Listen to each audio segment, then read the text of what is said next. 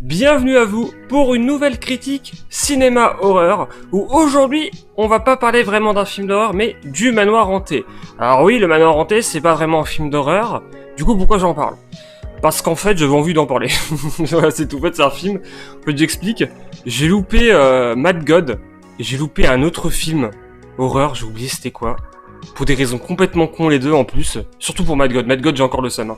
Mais alors, du coup j'ai loupé ces films-là, et je me suis dit putain merde, du coup c'est quoi les prochains films d'horreur qui sortent? Alors il y a FNAF qui va sortir, mais il y a quoi avant? Et il y avait pas grand chose, en fait pour moi il y avait pas grand chose, alors que finalement il y a quand même des trucs, il y avait quand même d'autres trucs qui vont sortir, et dans l'eau il y avait le Manoir hanté, je me dis tiens pourquoi parler du Manoir hanté? Parce qu'après tout, même si c'est pas un film d'horreur, le sujet principal ça reste quand même l'horreur, ça parle de fantômes, de maisons hantées, c'est le thème principal. Même si je précise que ça va pas arriver souvent ça, qu'on parle de films pas d'horreur mais qui ont comme pour thème l'horreur. J'ai pas vraiment d'exemple en tête, mais par exemple si j'en ai un en tête, par exemple ça se peut que j'aille voir Meg 2 et que j'en fasse une critique. Même si c'est pas un film d'horreur, puis c'est un film d'action-aventure, aventure je sais pas mais action, mais vu que le thème principal c'est un peu l'horreur entre guillemets, vu que ça parle de monstres, de mégalodons, tout comme ça, en vrai pourquoi pas, je pourrais très bien en parler. En fait c'est un peu moi qui fixe les limites des règles dans cette émission, dans ce ciné-horreur. Donc ouais le Manoir hanté, voilà, j'ai voulu le voir parce que Mad God, j'ai loupé, puis l'autre film, j'ai loupé, je l'oublie, c'était quoi l'autre film? Si je m'en souviens, je le mettrai au montage, mais là, je suis complètement oublié, c'était quoi? Alors, je crois que c'était pas si dingue en plus. C'est juste, ça me fait chier pour la critique en fait. Enfin, bref. Et en fait, le Manoir hanté, déjà, j'étais pas trop chaud pour aller voir parce que j'ai entendu des critiques très négatives sur le film en mode c'est vraiment pas bien. C'est vraiment, ouais, ça c'était vraiment chiant, vraiment nul et ça exploitait très mal le concept de Manoir hanté. C'est vraiment les critiques que j'ai entendues. Et en plus de ça, je suis allé voir, entre autres, je suis allé voir Barbie.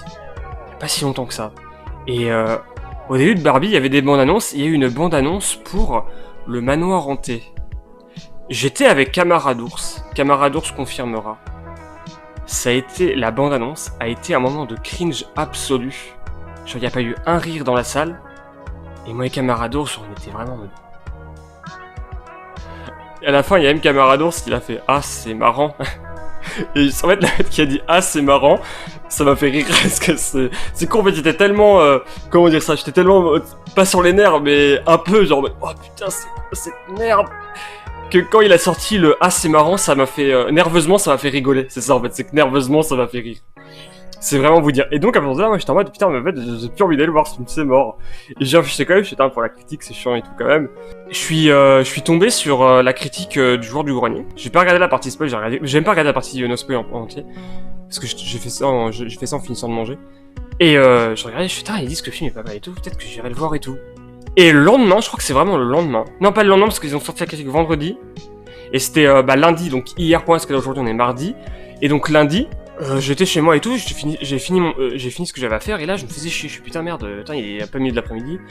Lundi je stream pas, lundi je fais rien, enfin bah qu'est-ce que je fais? Et là, je regarde vite fait ce qu'il y a au cinéma, et je vois qu'il y a le Manoir hanté à 14h30. Je fais bon. Bon, en plus lundi c'est... il y a des réducs, c'est à moitié prix la place. Je fais bon, vas-y, je vais y aller. J'y vais, mais sur le chemin, je vous jure, j'étais pas du tout bien. J'étais putain, ça va être de la merde. Je disais vraiment dans la tête, mec, il est pas tout tard pour faire marche arrière et faire autre chose de plus pertinent. J'y suis quand même allé. J'ai parlé parce que moi j'aime bien parler au projectionniste, parce que c'est un gars que je connais, parce que j'avais bossé avec lui. Et j'ai parlé un peu au projectionniste. Lui m'a dit que le film était vraiment sympathique, qu'il avait vu qu'il trouvait vraiment cool. Moi j'avais dit, mec, je jure, je m'attends à voir une énorme merde. Déjà je rentre dans la salle et on était une vingtaine. Alors très exactement je crois qu'on était 17 sans me compter. Parce que j'ai demandé au projectionniste et vu que je suis le dernier à être rentré, on était 17. Et j'avais beaucoup de jeunes comme je dirais autour de 10 ans. Mais alors il y avait quand même des gens aussi plus vers mon âge, plus vers 20 ans, 22, 23, 24, 25 ans par là. C'était un public plutôt assez jeune, il n'y avait pas beaucoup de vieux. Ce qui est important à noter parce que moi, dans mon cinéma, il y a surtout des vieux. Même pour Barbie, il y avait des vieux. Pour Oppenheimer, il y avait que des vieux. Enfin, il y a eu des jeunes qui sont ramenés plus tard, mais il y avait que des vieux. Et donc souvent, il y a vraiment que des vieux dans mon cinéma. Et là, vraiment, il y avait que des jeunes. Ça m'a fait bizarre. Je crois que c'est la première fois que je vois qu'il y a que des jeunes. Et du coup, j'ai vu le film. Et qu'est-ce que j'en ai pensé? Alors vite fait mon avis avant de vous résumer le film. Le film, je l'ai trouvé vraiment sympathique, vraiment très sympathique. En fait, c'est fou parce que j'ai rien de négatif à dire sur ce film. Ah, quelques trucs chipotage, mais ça je reviendrai après. Un c'est pas du chipotage, mais on va quand même revenir après. Mais en même temps, j'ai rien de super positif à vous dire. J'ai pas trouvé le film incroyable, j'ai pas trouvé le film sublime, j'ai pas trouvé le film c'était un chef-d'œuvre, mais j'ai pas non plus trouvé que le film c'était une énorme merde. Que c'était un nanar ou un AV, c'était vraiment, pour moi, le film était sympathique. franchement, je m'attendais... Alors, peut-être parce que je m'attendais vraiment à une merde. C'est peut-être ce que ça fait pour Quantumania. Quand je suis allé voir Quantumania, on m'a tellement dit que c'était de la merde, et tellement on m'a dit que ça allait être vraiment les abysses du fun, que quand je suis allé le voir, j'étais en mode putain, ça va être nul. Et en fait, j'ai trouvé pas trop mal. Bah, rien Quantumania, vite fait, pour me justifier, me lancez pas des pierres. Quantumania, je trouve que ça reste quand même un film vraiment pas terrible. Hein. C'est vraiment, par contre, c'est pas un film bien du tout.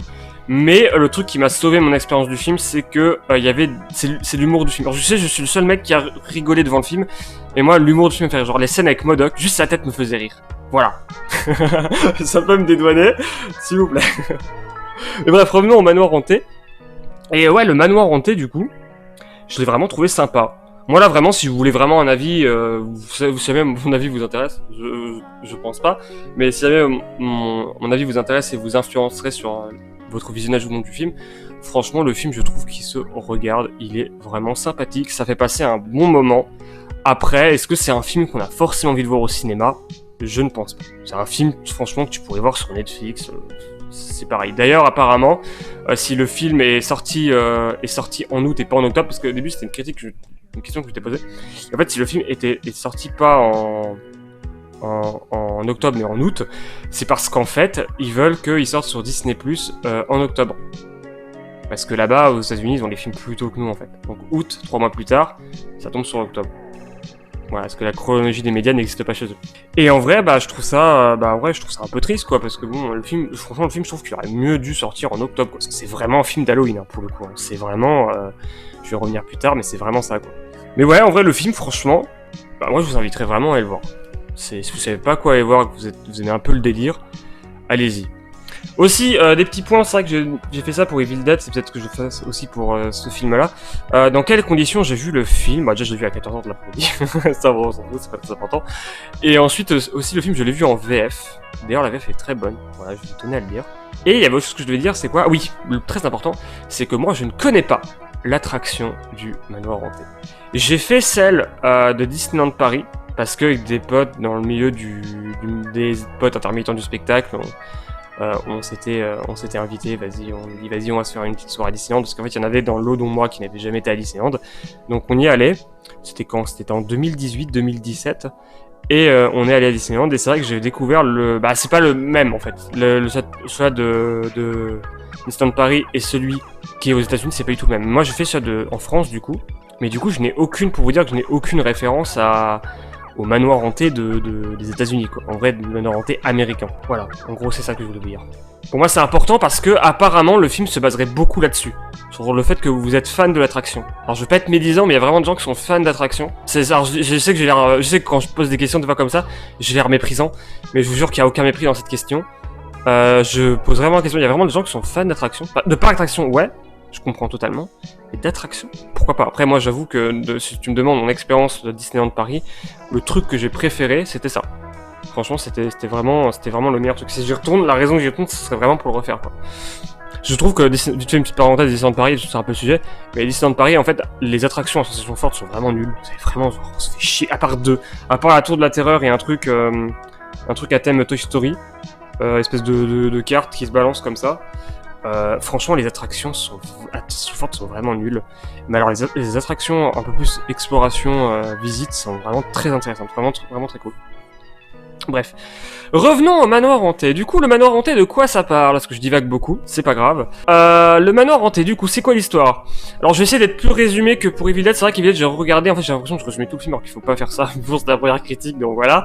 Là, on veut résumer vraiment le film plus brièvement. En gros, c'est une femme et son fils qui vont acheter une maison, un manoir, pour en faire une maison d'hôte. Sauf que une fois qu'ils arrivent sur place, ils se rendent compte que la maison est hantée et que n'importe où ils vont, les fantômes les suivent et les forcent à revenir au manoir. Du coup, elle appelle toute une équipe pour essayer d'exorciser la maison, c'est-à-dire un prêtre, un scientifique, une médium et un historien. Et ensemble, ils vont chercher à comprendre et à savoir comment exorciser la maison, qu'est-ce qui ne va pas dans cette maison, tout ça.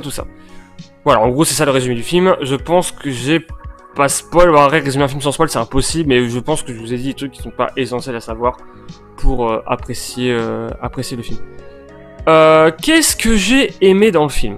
En vrai, déjà, bon, vous me connaissez si vous avez vu la critique Evil Dead et si vous regardez mes streams et si vous avez vu ça. Je sais pas si j'en parle beaucoup dans les vidéos de ça, mais moi, un truc que j'aime beaucoup, c'est vraiment les délires de maisons hantées, de trucs paranormaux, surnaturels, mais ultra exagérés. Moi, j'adore les vieilles baraques sombres, avec les pleines lunes, les éclairs, genre les baraques qui ont des cimetières autour. C'est tellement absurde, mais j'adore, je trouve ça tellement dingue. Moi, quand je jouais aux Sims 3 ou aux Sims 2, quand j'étais plus jeune, j'arrêtais pas de construire des baraques avec des cimetières autour. Vraiment, c'était un délire. Moi, j'adore.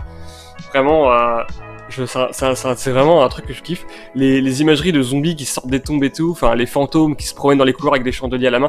Moi, c'est con, c'est super cliché, mais j'adore. Ça me fait trop kiffer. Et donc, ça, forcément, le film a pris là-dessus parce que le film, c'est beaucoup de ça. Et pour le coup, ça m'a fait plaisir et j'ai pas trouvé que c'était pas assez dosé ou trop dosé. Je trouve que c'était bien comme il faut. Déjà, à ça.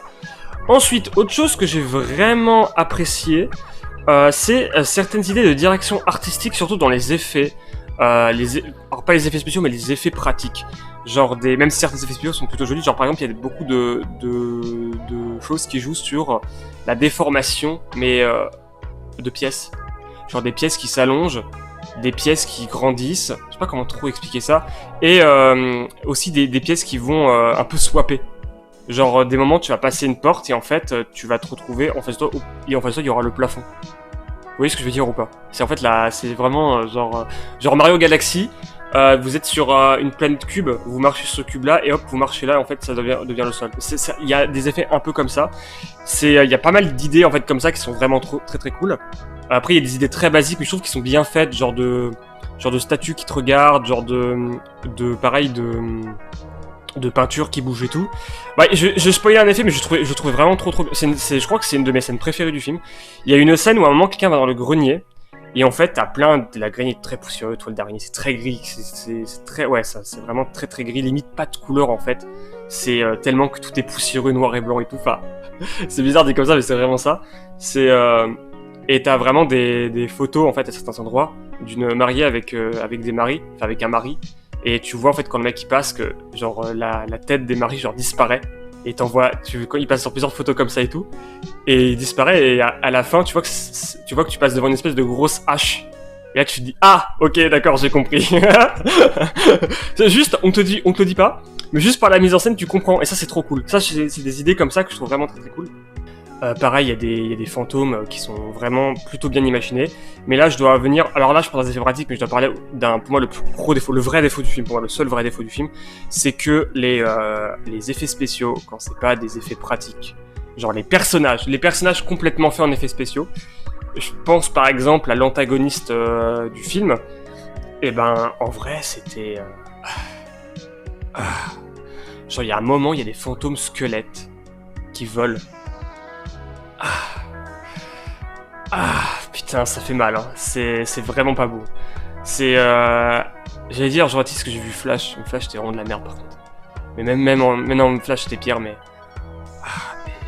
Ouais, non, c'était pas bien quoi. Moi, c'est le truc. Il y a un autre truc aussi quand je l'ai vu. C'était un visage, mais fait en effets spéciaux. Je me suis dit. Je crois que c'est l'antagoniste. Je me suis dit, ah ouais, non, mais lui, il est. Non, non, c'est non. Voilà, c'est ça que je voulais dire. C'était vraiment pas beau. Vraiment très laid et c'est dommage. Après, il y avait un effet un peu cartoon. Je me demande si c'était pas fait exprès, parce que c'était quand même pour les gosses à la base de Manoir Hanté. Je sais pas, franchement, je sais pas si c'est fait exprès ou pas. Pour moi, non, il y a des effets qui sont pas fait exprès. Genre les squelettes, encore une fois, c'était vraiment pas fait exprès, c'était juste vraiment moche. Sinon, vite fait, pour continuer à parler là sans spoiler, d'ailleurs, je pense pas que je vais faire une partie spoil. Continuer sans spoiler. Qu'est-ce que je pourrais vous dire d'autre sur le Manoir Hanté?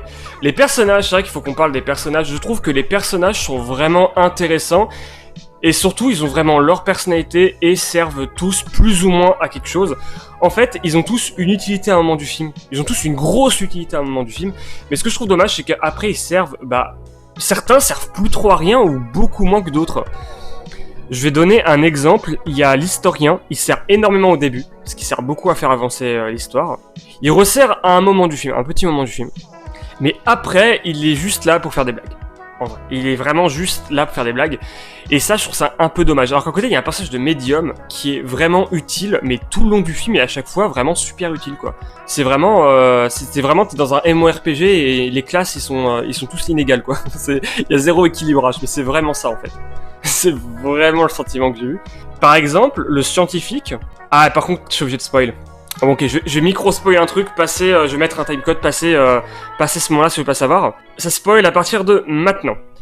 En gros, le scientifique, il est appelé parce qu'il a inventé un appareil qui est en fait une espèce de caméra obscura, mais qui est pas appelé comme ça dans le film, qui permet de voir des fantômes. En fait, pour voir des fantômes. Mais ça à la base, c'est pas l'utilité. La caméra peut servir à ça.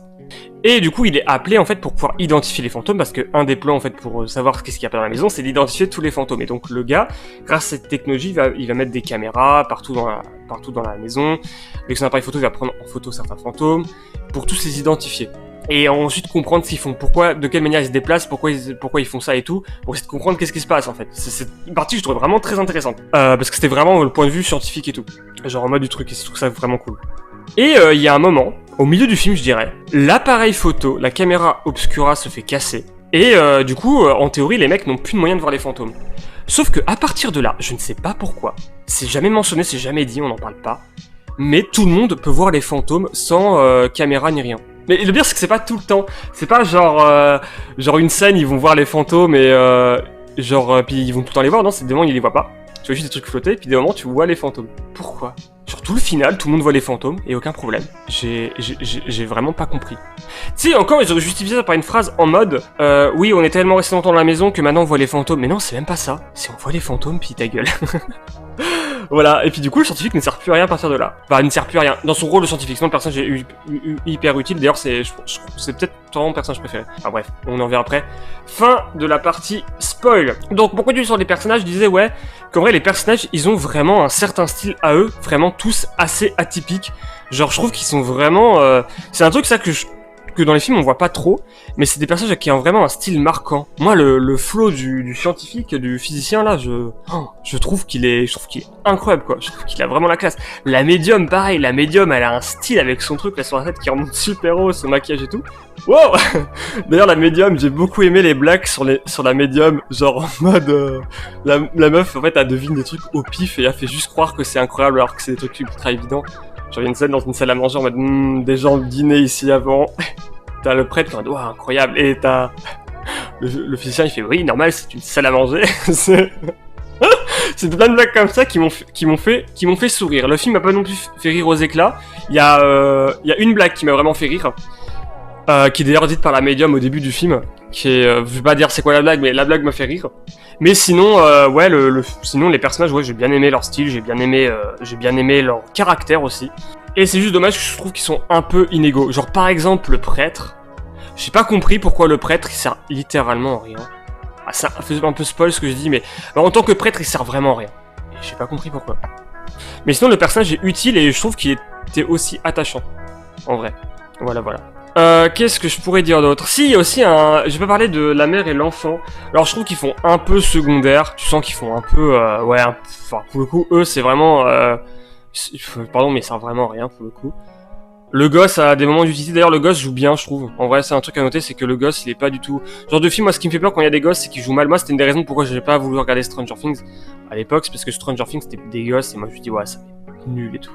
Mais voilà, quoi. Pour finir... Mais en fait, si, le gosse joue vraiment bien. Pour le coup, le gosse, c'est vraiment... Moi, ça m'a impressionné. Et d'ailleurs, tout le thème par rapport au deuil qui est lié en général au film, je trouve qu'il était plutôt bien fait, même si, en vrai, t'as l'impression que c'est vraiment un truc assez secondaire. Enfin, c'est pas secondaire, c'est principal, mais genre, je trouve qu'on le mentionne que quand on a envie de le mentionner, quoi. Sinon, oui, pareil, par contre, pour finir, si quelqu'un peut m'expliquer, j'ai pas compris le rapport avec la musique Spooky Scary Skeleton. Dans son grosse ref. Parce qu'au début, il y a un air qui joue comme ça. Je fais, attends, j'ai entendu cet air-là. Il y a un moment, et ça se rejoue et tout. Et à la fin, je crois qu'il le chante carrément. J'ai fait, mais c'est quoi le rapport entre Spooky Scary Skeleton et le manoir hanté? Peut-être qu'il y en a un, je sais pas. Après, pour moi, la raison, c'est que c'est libre de droit. Du coup, ils l'ont pris. Ou alors, c'est vraiment une musique qui vient de la base. Je sais pas, peut-être. Bref. Merci d'avoir regardé cette critique. Je sais pas si ça a été bien construit, je sais pas si ça vous a donné envie d'aller voir le film ou pas. Moi en vrai je vous recommanderais, franchement c'est un bon truc à regarder. Ou au pire quand il sortira en streaming ou quand il sortira en DVD, pourquoi pas l'acheter, franchement c'est un bon achat. Un truc à voir je pense en famille à Halloween. Avec des potes et tout, pourquoi pas, ça peut vraiment être un très bon film de soirée. Moi, je vous remercie d'avoir regardé cette critique et on se dit à la prochaine pour de prochaines aventures. La bise.